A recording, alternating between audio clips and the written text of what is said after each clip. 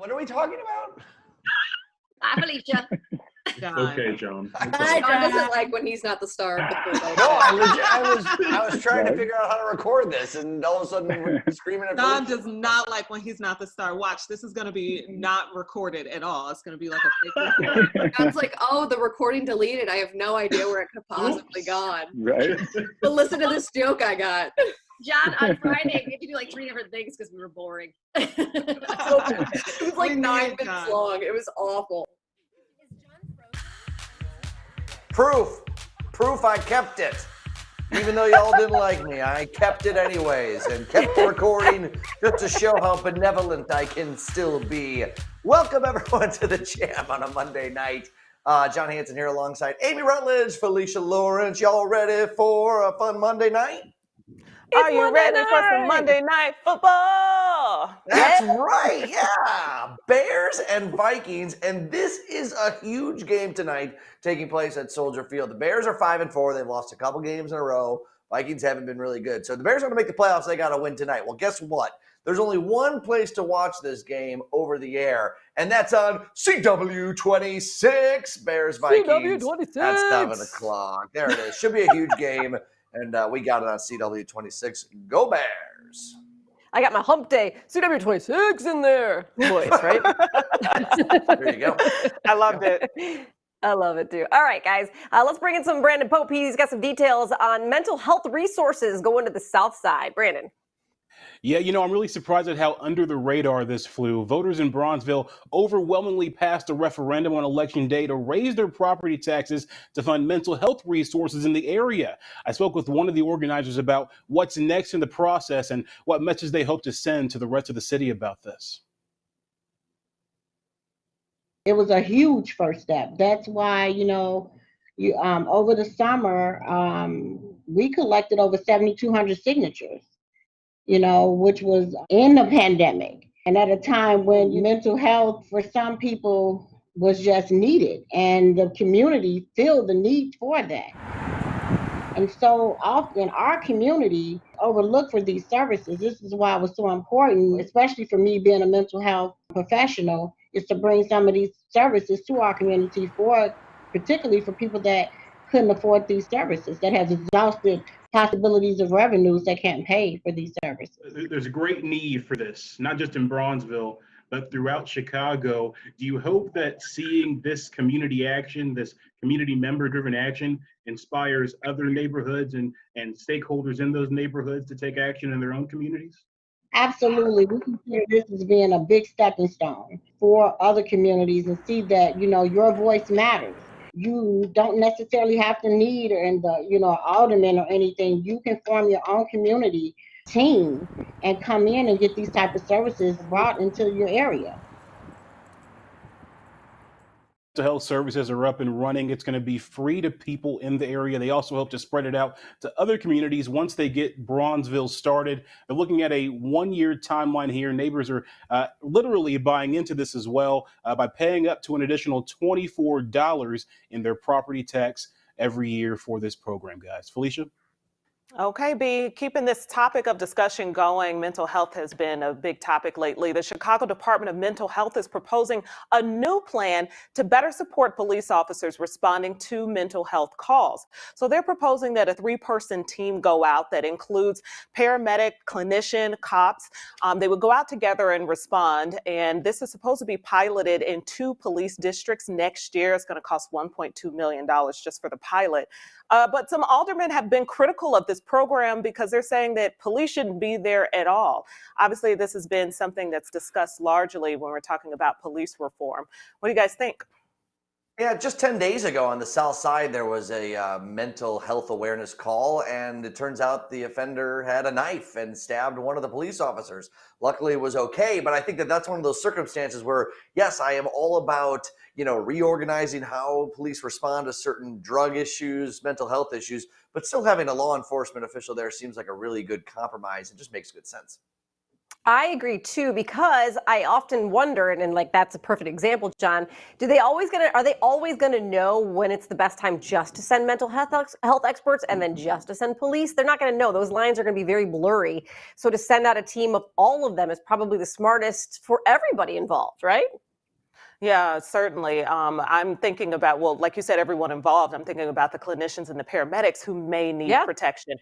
There are right. some police officers. I think I read 3,000 police officers have been trained, have already received some special mental health training, but now they're trying to see how they can up that. In this three-person team, it might be something to it. Maybe it's everything working together, which is the solution, not just one thing.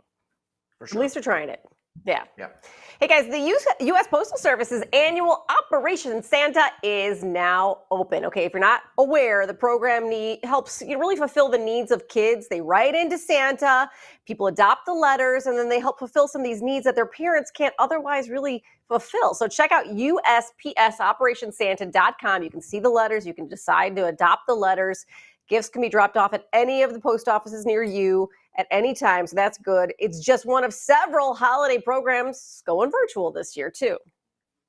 The Salvation Army has had to pivot in recent years as less people have cash on hand, and they're being forced to pivot once again as you have less people walking around. But if there's one organization that can do it and has a great cause, it's the Salvation Army. And joining us to talk about that right now is Colonel Richardson. Colonel, thanks for hopping on in here today.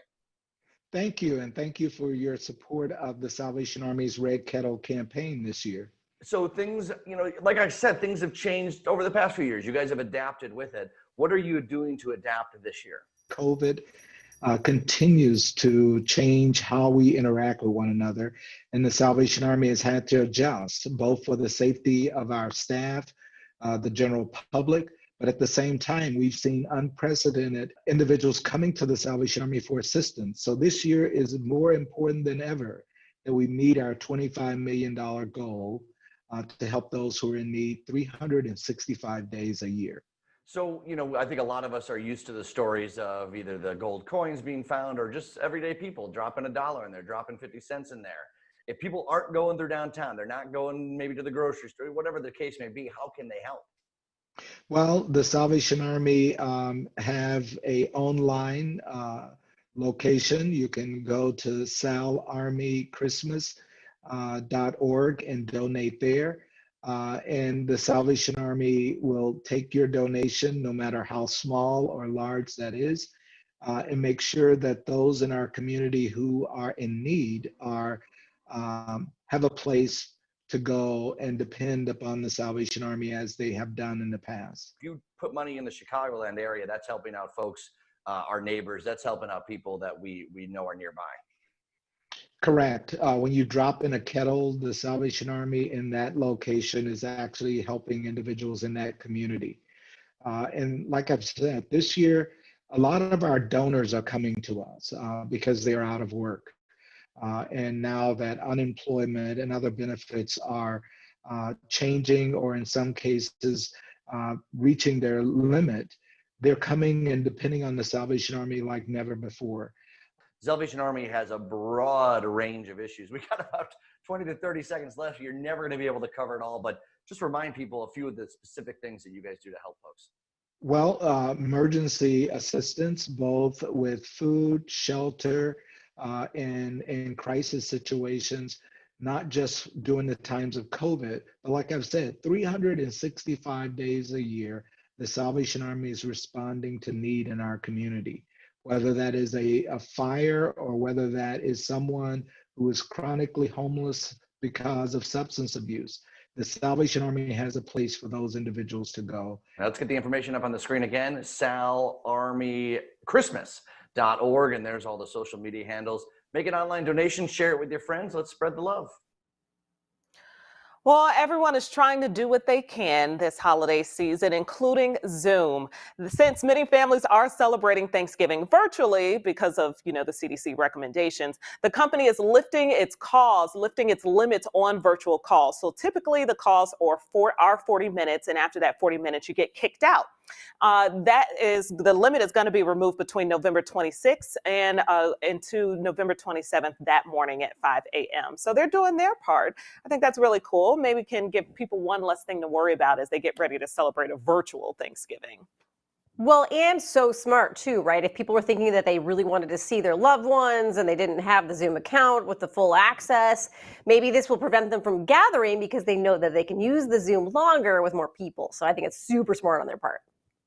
Yeah, sure, but that 40-minute window is a real nice little Zoom Thanksgiving. I'm going to say you got to rush it along. Hey, let's get to this dessert a little bit quicker. We got to get the pie. Tick tock, family. Got to get going. Some Oh, people my like their internet. family, Ah. John Hanson. Some people Well, you like could- them.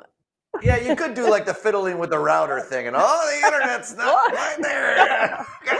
Yeah, Gotta you get can't going. do the candy wrapper. You can't just twist the candy wrapper because The phone. you're on video. So don't do Right. that. Well, Deanna's always telling me, "Hey, John, sorry, I got to wrap up our conversation. 40-minute limit."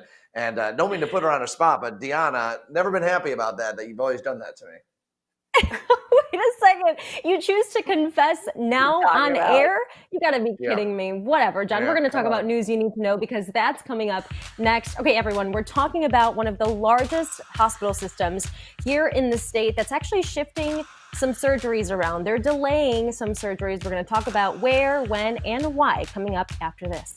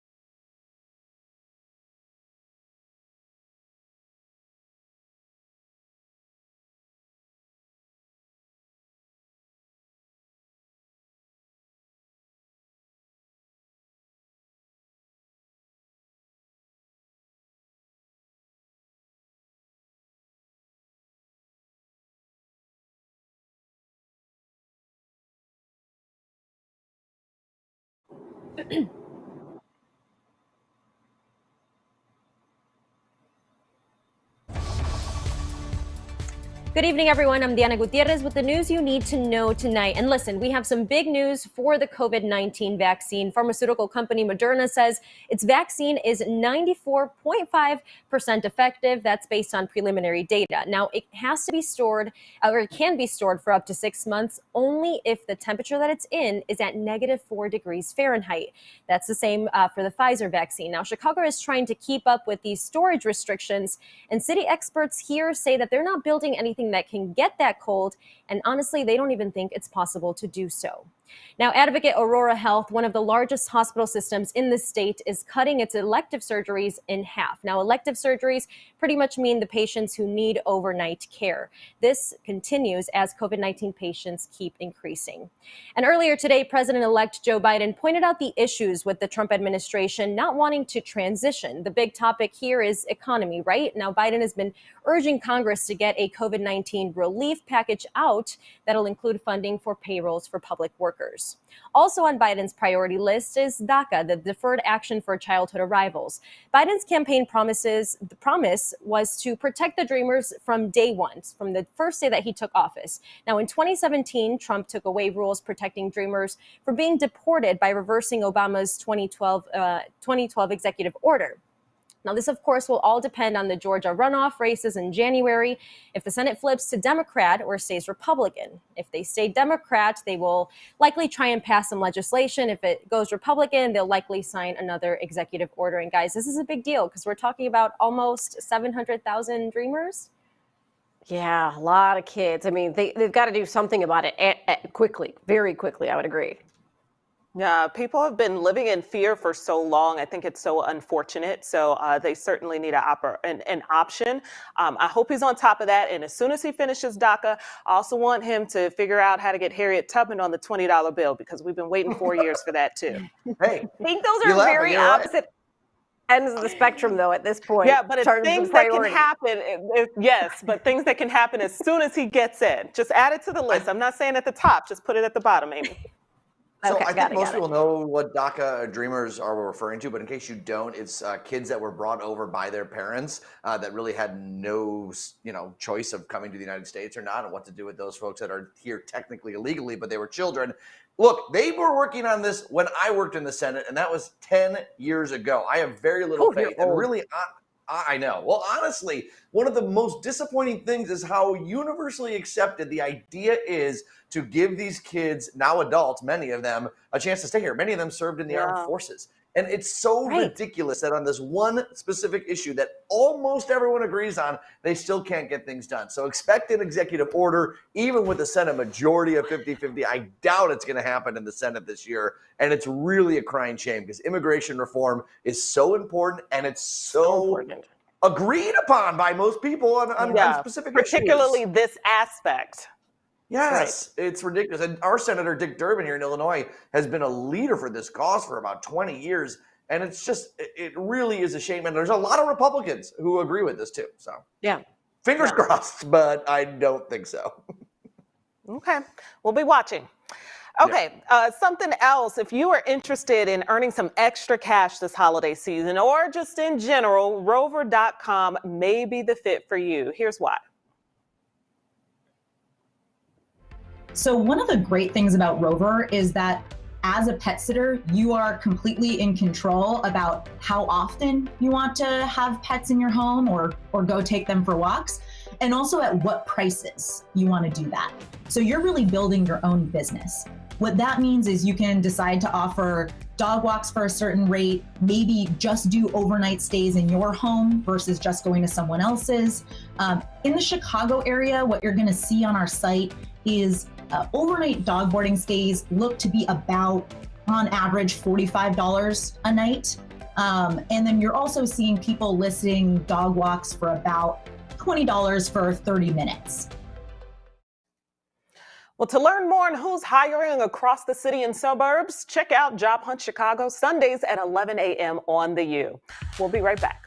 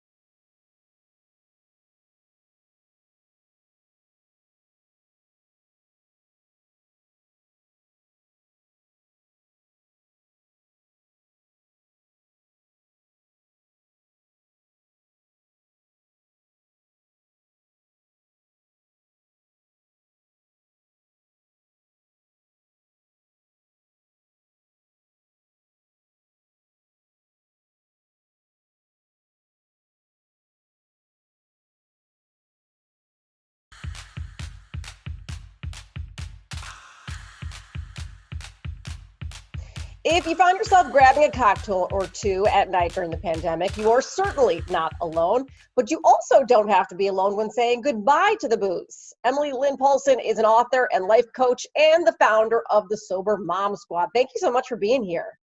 Yeah, thank you for having me. I mean, I feel like this time now more than ever, your organization is probably needed because people probably started dabbling a little bit in the beginning and maybe now it's getting out of hand. Yeah, I think worldwide we're seeing an increase in alcohol sales, alcohol use. But I think where it can be really concerning is people who didn't think they had a problem before or didn't have a problem before or didn't realize they were using alcohol in a self-medicating kind of way. And as their stress level went up with the pandemic, so did their drinking. So tell me how you guys really got started. Just kind of a reach out on social media?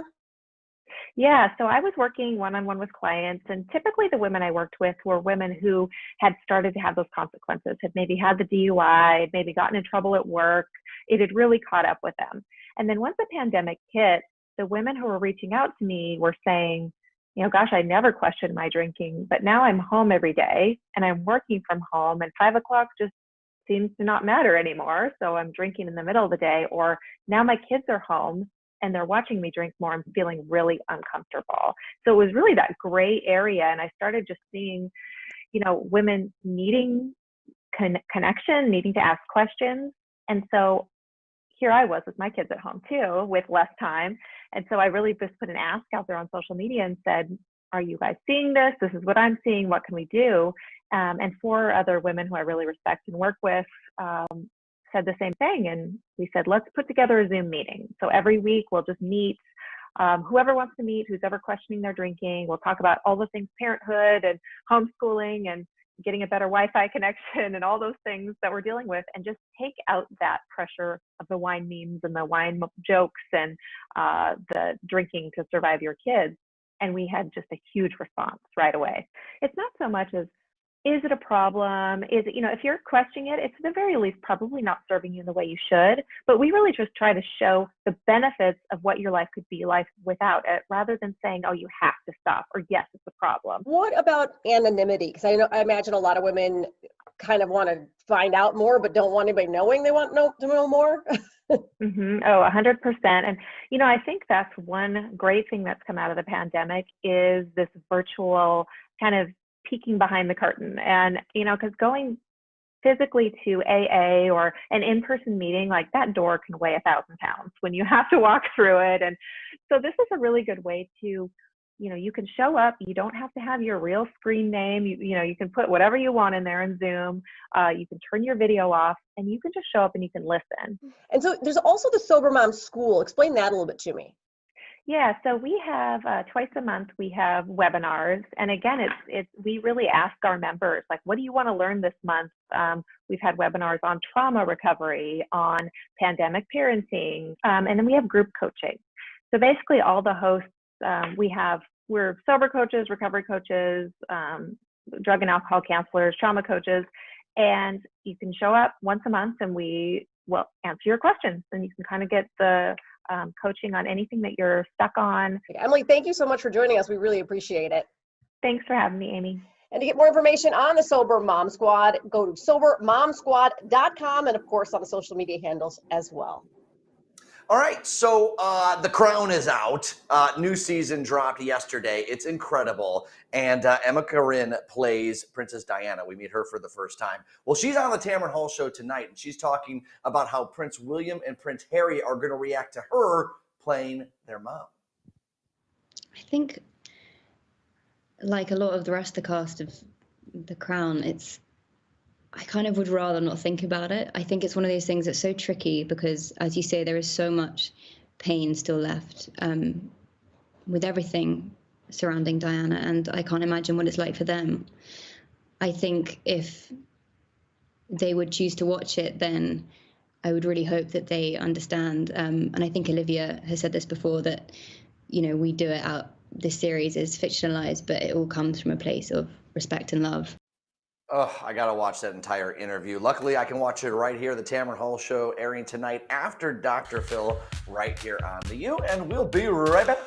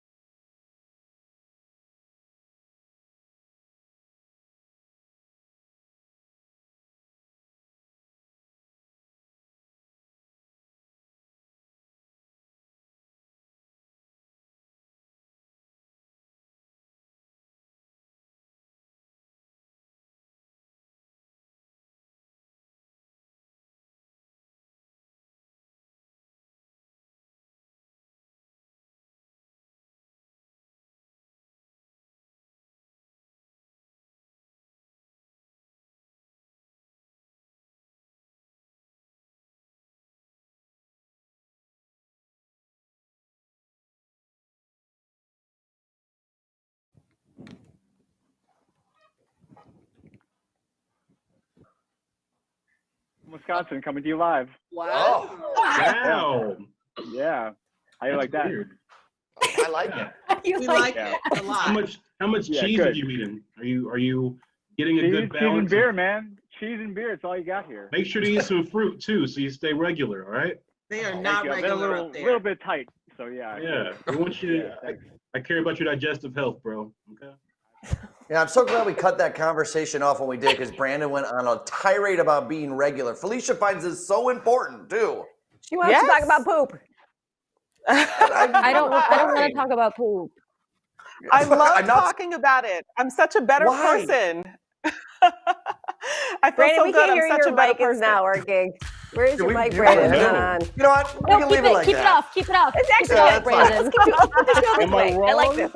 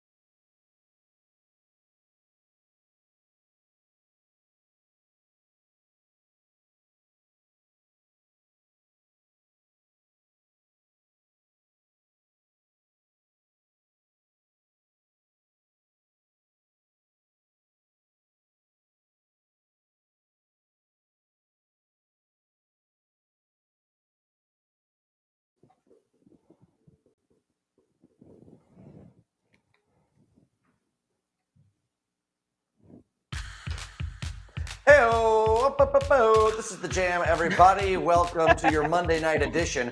And for all you that are relaxing at home on your Monday evening, I have like a visual representation. Guess what? You get to go like this. Your Monday is done, everyone. Am I erasing it right? There we go. No, you're Doesn't not. that You're feel underlining really good to it. do that? It's Monday. Doesn't that feel good? You're all done, John people. is We're going to have fun. whiteboard. Yeah. Yes. Until you have to do it 51 more times. Yeah. Don't focus on that. Well, Monday is done. I'm John Hanson, Felicia Lawrence, Amy Rutledge, and speaking of Monday, I should write it back. No, the Bears are on Monday Night Football tonight against the Vikings. Huge game. And, the only place you can catch it over the air, CW26, of course, at 7 o'clock. Yeah, Teddy literally just ordered his pizza. He just got home with his pizza. He's serious about this. For sure. Take a look at this. When it comes to Christmas, actress Jen Lilley has made her mark in the Hallmark world. But holiday cheer came early for her and her family as she recently adopted her second son. She joins us now to talk about foster care and a new movie. First of all, congratulations on your expanding family. Yes. Thank you guys so much. That is amazing. It's the best thing to happen in 2020 for sure.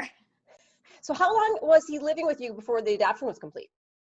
So Jeffrey came to live with us when he was about just short of 4 months old. And he's 2.5 now. So a little over 2 years he was with our family before we were able to adopt. Oh, that's wonderful. It is so wonderful. And that's something that you're trying to raise awareness around with foster care in the U.S. What do you want people to know? Thank you so much. Yes, on any given day, there's over 427,000 children in the United States in the foster care system. And of those 427,000, about 25% of them, so around 125,000, are actually awaiting adoption. And adoption through foster care is free. It's not the goal of foster care. The goal of foster care is to put the families back together, but that's not always safe and that's not always possible. So, for anyone who's interested in adopting, I want them to hear about foster care. And for anyone who's curious about foster care, I have a podcast called Fostering Hope with Jen Lilley, and I go over all of the questions. If you don't want to be a foster parent, there's other ways you can get involved. Even you all doing this interview with me, by doing this interview with me and shining light on the issue, you're doing your part. You're adding your journalism and your awareness and your platform to shining a light on something that's so important. So I really encourage people to learn more about foster care. And there's so many horrible myths and misconceptions surrounding that word, but it really is a beautiful system when the right people are involved. Well, your passion for that is just oozing. And we thank you for your transparency and being open to share that. We do want to talk about the new Hallmark movie that you are participating in. It's called USS Christmas, right? Yes, it's called USS Christmas. I'm so excited about this one. It airs on Saturday, November 28th. My character is a journalist whose dad was a fighter pilot in the Navy, and she lost him to the Navy. And so she's very reluctant to, dating a military man. And of course, she gets a handsome fighter pilot while on board the ship. Of course. Doing a Christmas cruise with her family. And, mystery and love ensues. And it's really timeless, supports our troops. And I just think it's a really special and unique Christmas story, actually. Myself and Amy absolutely love a good Hallmark movie. That's Amy's thing on the weekend. She loves to curl up with a Hallmark movie and some tissues and a good cry. Yeah, well, before I had 3 boys, I would. Yeah. We got to talk a little bit about, we only have about a minute left, but you have a cool background, and this is part of Operation Christmas is Not Canceled. Tell us about it. Yes, so for anyone interested, first I'll say they can go to christmasisnotcanceled.com. I started this huge fundraiser this year because so many of us, in the year where everything's been canceled, I'm on a mission to save Christmas. And by buying toys for children in need and supporting Toys for Tots and the USO on christmasisnotcanceled.com, you can win everything you see in my background. The beautiful balsam help tree, gifts, dinner delivered straight to your door, $1,500 cash, so many things, all by helping families in need. We're doing weekly giveaways and of course the grand prize. Christmas is not canceled. Jen Lilley, thank you. Thank you guys so much. Thanks. You can keep up with Jen's projects on social media, including her Operation Christmas is Not Canceled. And be sure to check out November 28th for the premiere of USS Christmas on Hallmark. All right, let's talk a little sports here, bringing in B. Pope, because talking about March Madness, which remember when the pandemic started, that was March Madness 2020 that got canceled. We're still going to be talking about it 2021, and they're going to be going into a bubble. The NBA did it, the NHL did it, and they had no COVID cases. They're still trying to figure out what city it's going to be in, but it looks like Indianapolis might be the front runner, not too far away. Not that we're going to be able to go. B. Pope, big deal. Yeah, Indianapolis makes sense. I mean, that is where the NCAA is housed, and Indy's a great sports city. And I guess they would do it at different colleges and high schools. So they have some of the best high school gyms in the country, the biggest. So I guess why not? But I guess my thing is, shouldn't you figure out what you're doing in the postseason after you figure out how you're going to have a season? Because last I checked, there's no plan for a season yet, right?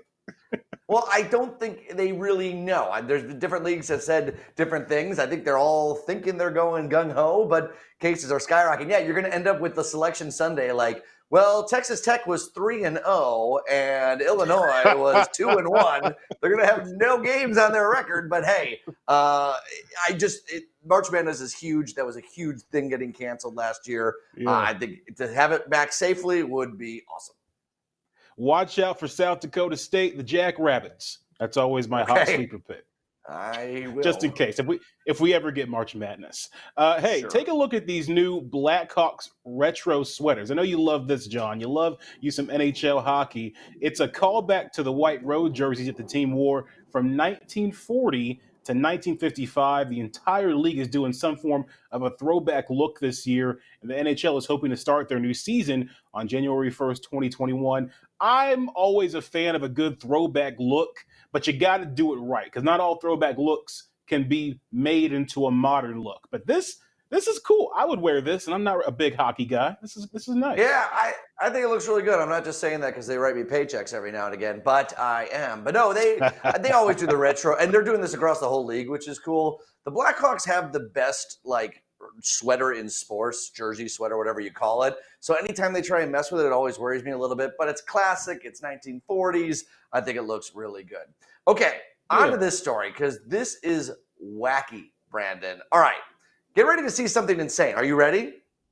I'm bracing myself. Let's do it. You can't blink. No one can blink, all right? This is the bare knuckle championship, and this is the entire fight. Here it comes. Okay. Round number 1. There's the fast start. That's it. How is that possible? Wow. That was it. That's Ulysses the Monster Diaz beating Donale Benedetto, and that's not slow motion. That was the whole thing. That fight was as quick as a girl swiping left on Brandon Pope in an app.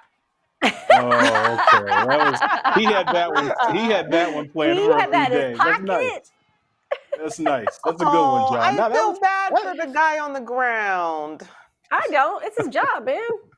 He's not awake anyway, so it hit your feelings. Imagine being on his team. Like, imagine being his coach, and he's like, "Oh, I gotta go get him." Right. We spent a year that guy's not. No one's ever going to call this guy a steel jaw, right? Like he clearly, he needs to work on the muscles in the jaw and head area if he's going down after that. Come on now. Or maybe the hit was that hard. Oh, yeah. It's pretty badass though. The bare knuckle league, like not even gloves. Like they're just like, we got UFC fighting, we got boxing. Nope, we don't need it. Here's some knuckles. No one else had a joke ready. Guys, I prompted you to have something quicker than 3 seconds joke. Nothing, Brandon? I've got nothing for you. John, I can you're think just of going to be something, known but as the it's 3-second guy. Oh yeah, the 3-second guy. 3-second guy. Yes. I was thinking something along those lines, but that's too easy. Come on. I'm gonna leave it right there. We'll be back. Oh boy, guys. All right.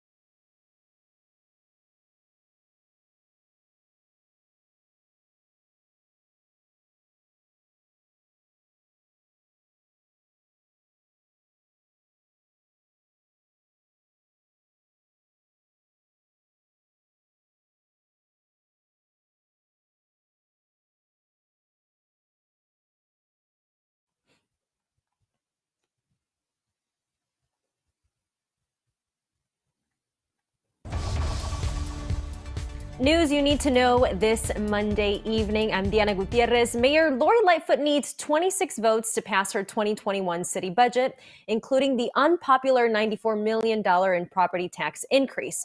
Now, so far, she's scaled back on some things like laying off city employees. Now, she just met with the City Council Latino caucus to discuss linking their budgets. Now, a couple aldermen said Lightfoot opened up the meeting saying, hey, I don't agree with being recorded. And some aldermen also said that it didn't go well with the City Council Black Caucus. So a lot of aldermen expressing their tension, their frustration here. Many people are not happy with what Lightfoot has to say recently. This is why politicians trying to run a city government always goes amok. Look, we are in deep debt. We have terrible credit. We need this property tax increase, and she's already edged on that. She says maybe it won't start till 2022, and she has to lay off city people. I hate to come in being like the Grinch Republican of the group, but we ain't going to have much money left. We don't have any money left. We're going to have to do both, raise taxes and cut expenses if we're ever going to get out of this. Yeah, I think a lot of people can wrap their heads around or can understand why we would need to raise property taxes because of COVID. I just wonder if we could put like a sunset on this law, because this is the issue with Illinois. The taxes, they just keep going up and up and up. The laws are going up. The debt is going up. We continue to borrow money. And don't get me started on the pension debt. My goodness, at some point it has to stop, and we have to think of more progressive ways that are going to bring money in the door. We have to talk about the pension. The pension is the problem. It is burying the state. Now, that being said, all the people out there who are owed pensions, do I think they get them? Sure, of course they should get them. But they need to find some way to phase out this program into something else, because it is drowning the state. Now, I will say, John, off of your point, there are many people who are not even budging with Lightfoot because they say that she's only saying or doing certain things to get those votes that she needs. So where do we draw the line of, are you doing this for the good of the community, or are you doing this for the good of yourself? Well, it's a great question. I think it's personally irresponsible to just kind of hedge each way, but she's a politician, right? She's got to negotiate her way. She can take a hardline stance. If she doesn't get 26 votes, nothing's going to happen. So I get it. But like, if you compromise this thing to death, we are not getting out of this hole. And you want to see what happens to a city that can't get out of its hole? Detroit's doing a lot better now. But boy, oh boy, 10, 15 years ago, they were in real trouble. And we could be the next city to do that if we don't get this house in order. That's true. Agreed. All right. Another topic of conversation here, Senate Minority Leader Chuck Schumer has a take on what Biden should include on his agenda, and that is the first $50,000 of student loan debt forgiven. Now, Schumer is confident that Biden can do this just with an executive order, and Biden has only talked about a program that offers $10,000 of student debt relief for those working in schools, nonprofit settings, things like that, for up to 5 years. And of course, if we take this to social media, the whole hashtag cancel student debt blew up. And there are people that are saying, hey, if I had to pay my student debt, that's not fair that all these other people don't have to pay it. So here's the thing. Okay, so I paid off my student debt a long time ago. I'm a little bit older and have moved on since then. So I don't necessarily been like, I don't want to say they have paid because I paid it, whatever. Times are different. At the same time, I feel like there needs to be some fairness in this too. Now, if you are financially able to pay your debt, then why did you need to get debt in the first place? So I don't know. I don't like, this just doesn't sound right to me. It feels kind of icky. As long as I hear debt relief and it's coming my way, sounds amazing to me. So I don't care if it's 10K, I don't care if it's 50K. No, I'm not talking about fair. I'm talking about my dollars. No, I understand. I don't know how you implement it, but I do think it needs to be a conversation. You got people who are out here in 6 figures of debt, and they are not doctors or attorneys. So something has to give. Yeah, student loan debt in America stands at around $1.5 trillion right now. We tell people to buy in to these ridiculous predatory degrees that don't get them anywhere. It is predatory. And so I believe this is a working class issue, and the Democratic Party wants to portray themselves as a working class party. This right here, this is what does it. And this can help expand the electorate as well. Wait, Brandon, explain to me what you think are predatory about it. Like, you think that people are not making it doesn't cost that much. The system itself for profit system is off. Okay, so you're not saying like people are going for degrees that are. not a lot going of to get people them the are money signing that up they and deserve. they're not 100%. A lot of people are signing up. They're not 100% aware of what's it going to take to pay back the loans, when they pay back the loans. Like, it needs to be a better understanding of Well, they financial do that for literacy credit and card what debt it though takes to too. sign They that do up. that for mortgages. People get mortgages and credit card debt that they shouldn't get, and it doesn't just get wiped off because you can't pay it. Here's the thing: is we need to teach a lot more fiscal responsibility at a younger age. Maybe there's a more sensible solution than just wiping away debt. Maybe they cap a percentage of your income that goes towards debt. Maybe they cap your interest rate at a certain amount. But I don't like the idea of canceling debt because people need to look. You signed up for a loan. If you start canceling debt, here, what's going to stop other people from getting loans and then not paying them at another point? Like, the system is built on credit, and when you start giving it away for free, it hurts everyone. I'm not saying there isn't an answer here, but the answer is not just a magic wand that waves away your debt. Because you have to remember that there are a lot of kids that go to in the last school. commercial break.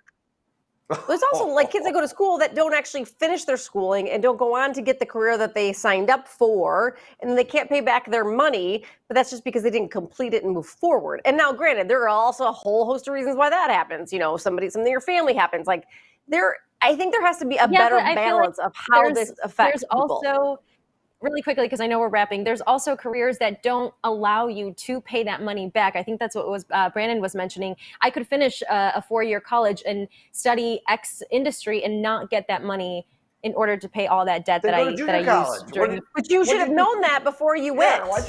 Yeah. But what 18-year-old is doing that? They're What playing the 18-year-old music. They're has it telling us figured to out? wrap. We'll be back. We're going to keep arguing.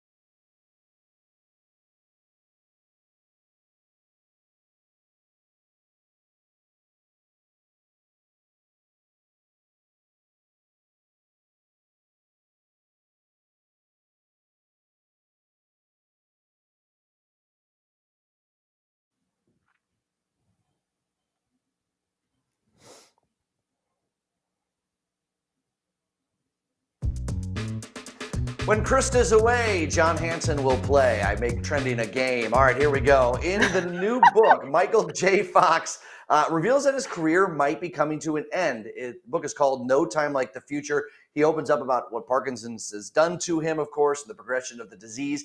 He retired once, but has done some things here and there. So, in honor of Michael J. Fox, what's your favorite Michael J. Fox movie? Felicia.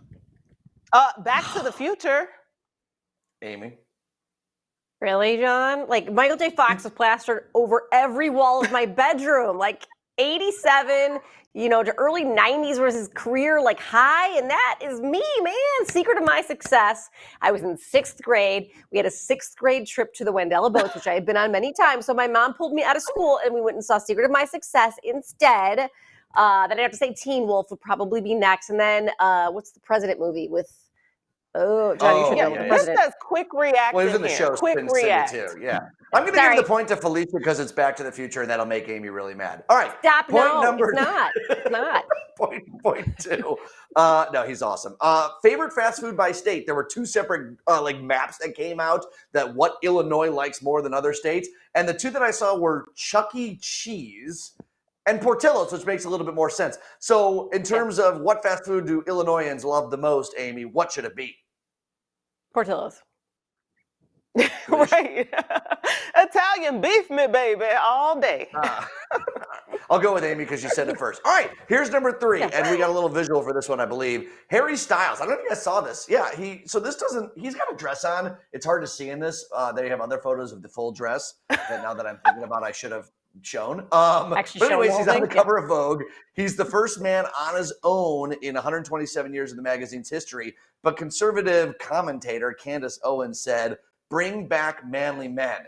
Men wearing dresses. You cool with it, or do we need more manly men in the world, Felicia? No, Amy first. Okay, you want my reaction? Who the F cares? Right. That's what I feel like. Felicia, do you care? Okay. You can say it if you think men need to be more manly. I don't care what other people do. I just want my manly men. Okay. And that's It's a fair. magazine.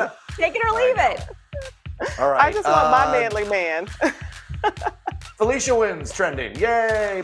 You're back. Hey, why does Felicia win? That was I lost last week.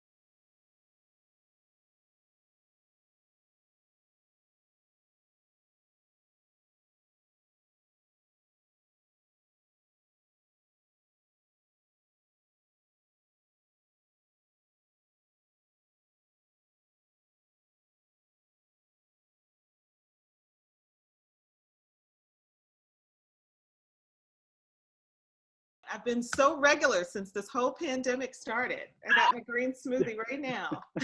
We should just do a regular stool update for the jam. We went to college for this. Yeah. I actually would be excited about that because I regularly talk about being All right, regular with I'll John. send you all some pictures. That the group chat's gonna get real gross real fast. Oh my God. All right, yeah. Good advice from Felicia as always about staying regular. We should make that a segment of the show, the school update. Yeah, you'll miss me later. All right, guess what? It's time for Deep Dish. Deep Dish. I thought the drums were going to come. Nope. Sorry, Keep but y'all going, Nancy, keep going. y'all covered me. All right, so look, we're all going to be either seeing people virtually or at home for the holidays, and loved ones love to give you advice. So what is advice that sounds good but actually isn't good, Miss Rutledge? Okay, I'm going to start because this one drives me nuts and it's perfect around this time of COVID. If you go outside with wet hair, you are not going to get sick because of your wet hair. Illnesses are caused by viruses and germs and bacteria, not because your hair is wet. I'm done now. Oh, okay. So that's mistaken advice. Amy, I see. my grandma would be so upset. She says if I walk around the house barefoot, my throat will start to hurt. I'll start getting sick. So anyway, going off of that, she's the one that said if I ever had a stomach ache to put a tortilla with salt on my stomach and let it burn. I did it once because I was like, you know what, let's try it. It turns out I had food poisoning and I needed actual medicine. So that doesn't work. Hold on, but that never sounded like good advice. The prompt is what No, sounds it did. good, I was but like, isn't. maybe like the warmth of the tortilla, and I really like tortillas. Maybe that's why she said it. And the salt. You know, I don't know. I love you, Dee. I love you. Well, it's like Brandon. a salt steam. It's like a salt steam Interesting. bath. It's like salt All right. steam. Yeah. Poper. Brandy, go ahead. Oh, you know, I've never actually had bad advice from a family member. Here we I feel like go. all their advice is very sage and, you know, very on time. The only thing I can think of would be like when they tell you to drink some ginger ale and go lay down to cure anything. and that is Yeah. not Oh, no, that how works. it works at all. Oh, I It works love for your that. tummy though. That works. Ginger ale. Ginger Not is for good me. for your stomach. Ginger is All good right, for your Felicia, stomach. what do you got? I'm just saying. Yeah.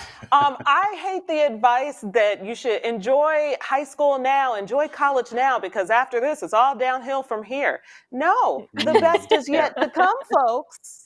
Thank you, Yeah, Felicia Lawrence. I agree with that. I do. Also, I hate live every day like it's your last. No, you can do a lot of real dumb stuff if you do that. Like, be careful. If you follow that advice, it will be your last day. So you gotta pace yourself. You got a long life. You can waste a day on the couch watching The Crown. Who cares? Like, just live And it. by the way, you don't start thinking about the end until you're like halfway through it, and y'all got a lot of time. And then you start thinking, all right, maybe I should be a little more careful. Thanks, Grandma. Yes, indeed. I'm just saying. Bye, y'all. Got